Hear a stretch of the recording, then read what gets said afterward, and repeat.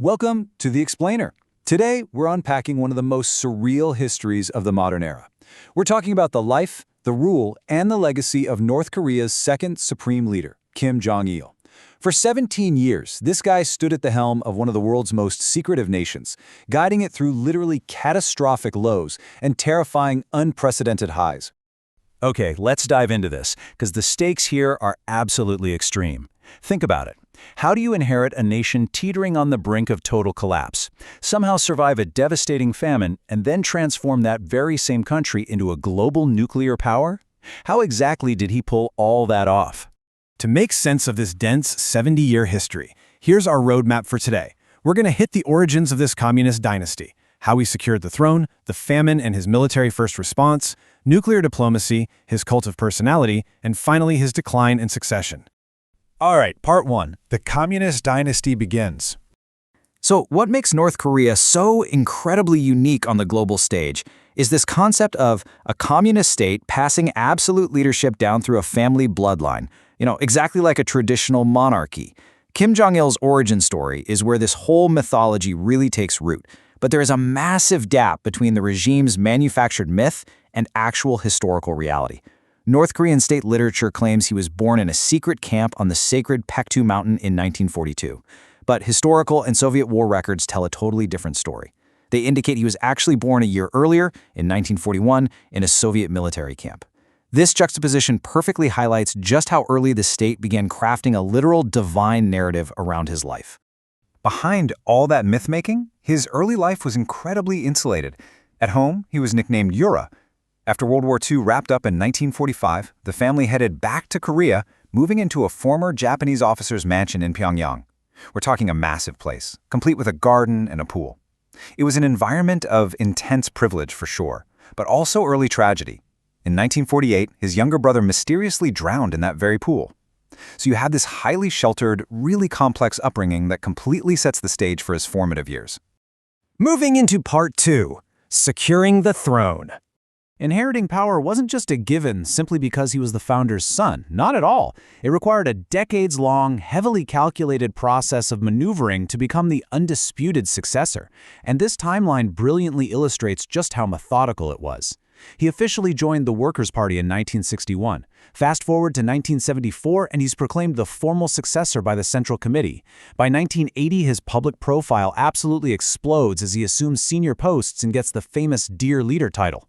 Finally, in 1991, he's named Supreme Commander of the Armed Forces.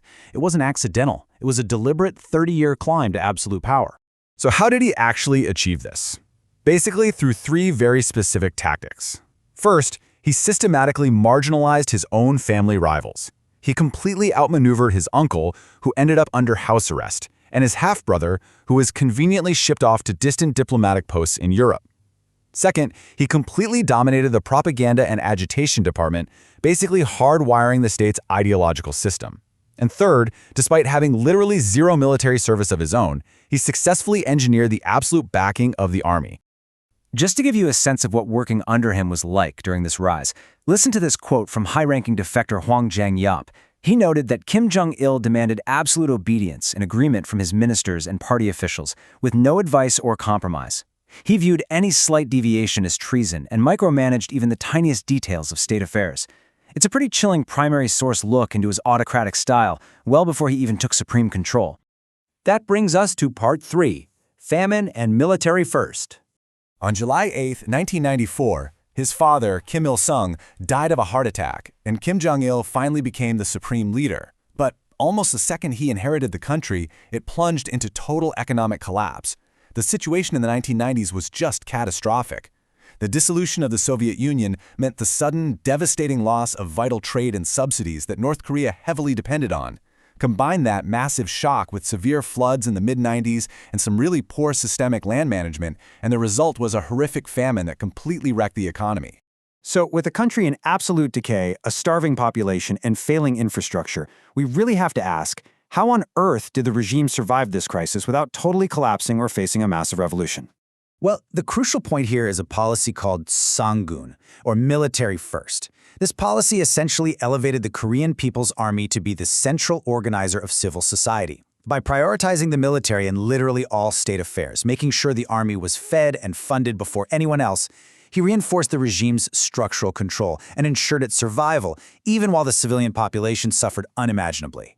But survival also relied on immense internal repression. We are talking about an estimated 25,000 individuals purged in a campaign known as the Deepening Group Incident. Back in 1996, basically to evade responsibility for the famine, Kim's government established a secret police group. They made senior officials and their families the ultimate scapegoats for the economic crisis. Thousands were executed and roughly 15,000 were shipped off to concentration camps. It's a staggering human cost. Which leads into Part 4, Nuclear Brinksmanship and Diplomacy. Alongside this fierce domestic control, Kim Jong Il had to manage the outside world, defining his foreign policy with intense nuclear brinksmanship and, honestly, highly calculated diplomacy. In 1994, his government signed an agreed framework with the United States. The goal? Freeze the nuclear program in exchange for aid and power-generating reactors.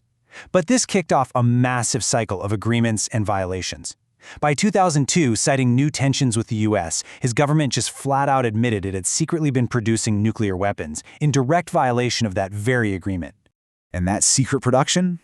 Yeah, it eventually became very public. In October 2006, North Korea conducted an underground nuclear test, officially making it the world's 9th nuclear-armed state, and they followed that up with a second test in 2009. Under Kim Jong Il, North Korea permanently altered global geopolitics by successfully crossing that nuclear threshold.